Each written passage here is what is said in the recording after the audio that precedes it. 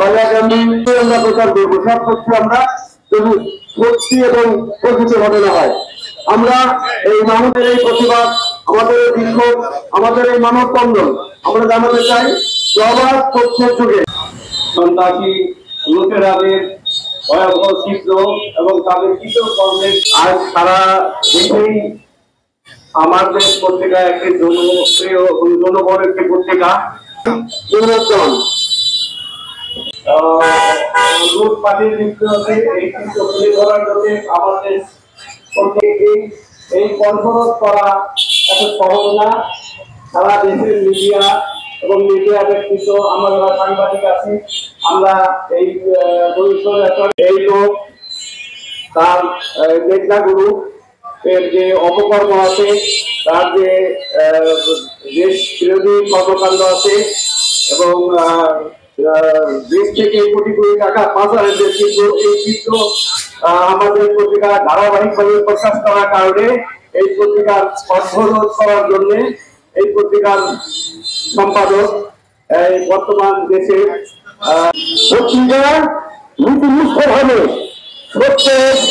সত্যের সংঘাত করে যাবে তার লেখনী ঘুরে থাকার লেখনী শোনাচ্ছি। আপনারা জানেন যে আমরা এখানে আজকে সমবেত হয়েছি বাংলাদেশের একটি অত্যন্ত জনপ্রিয় পত্রিকা, বাংলাদেশের মাটিও মানুষের বর্ষস্ব দৈনিক আমার দেশের সম্পাদক সহ পত্রিকার সাথে সংশ্লিষ্টদের বিরুদ্ধে যে মামলা দায়ের করেছে, সেই মামলা দায়েরের প্রতিবাদে আমরা আজকে রাজধানীতে রাজধানীর সাংবাদিক সমাজ আজকে এখানে মানববন্ধন কর্মসূচি পালন করছি। আপনারা নিশ্চয়ই জানেন যে যখন কোনো রাজনৈতিক অপশক্তি বা কোনো ব্যবসায়িক বা কোনো সিন্ডিকেট বা ভূমিগ্রাসী যে চক্র হোক না কেন, দেশবিরোধী যে চক্র, তাদের বিরুদ্ধে যখন সংবাদপত্র তার পুরোনাম লেখনের মাধ্যমে সমাজের সামনে তুলে ধরে তখন তাদের চক্ষুষ হিসেবে তাদের বিরুদ্ধে মামলা হামলা এবং বিভিন্ন ধরনের হয়রানিমূলক কর্মকাণ্ড পরিচালনা করা হয়।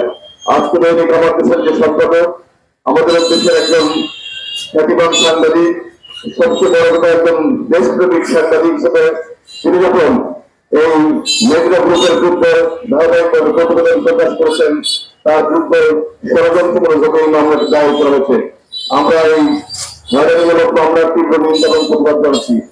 আমরা ব্যর্থহীন ভাষায় বলতে চাই, যদি সংবাদপত্রের কোনো সংবাদ সম্পর্কে আপনার বক্তব্য থাকলে সরকার বাংলাদেশ প্রেস কাউন্সিল গঠন করেছে, আপনি সেখানে অভিযোগ করতে পারতেন, সেখানে আপনি বিচার চাইতে পারতেন।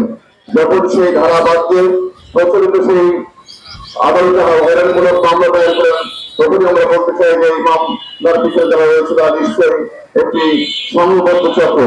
আমরা এই সংঘবদ্ধ চক্র শুধু মেঘনা গ্রুপ নয়, বিভিন্ন সময় এই ধরনের অনেকগুলো প্রতিষ্ঠান বা অনেকগুলো ব্যক্তি, অনেকগুলো রাজনৈতিক নেতা বা সামাজিক অশুভ শক্তি, তারা বিভিন্ন সময় সংবাদপত্রের কণ্ঠরোধ করার জন্য তারা বিভিন্ন সময় অশুভ চেষ্টা করে থাকেন।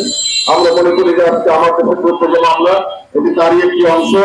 আমরা এ ধরনের অপচেষ্টার তীব্র নিন্দা জানাই এবং ভবিষ্যতে যে কোনো সংবাদপত্রের কণ্ঠরোধ করা বা সুযোগ থেকে বঞ্চিত হয়েছে সেই পত্রিকাগুলো যেন নতুন করে জেগে ওঠে। সেই পত্রিকাগুলোর ব্যাপারে আমরা সবসময় সোচ্চার। আর একটা যদি আমরা সবসময় ভাবো যে অবাধ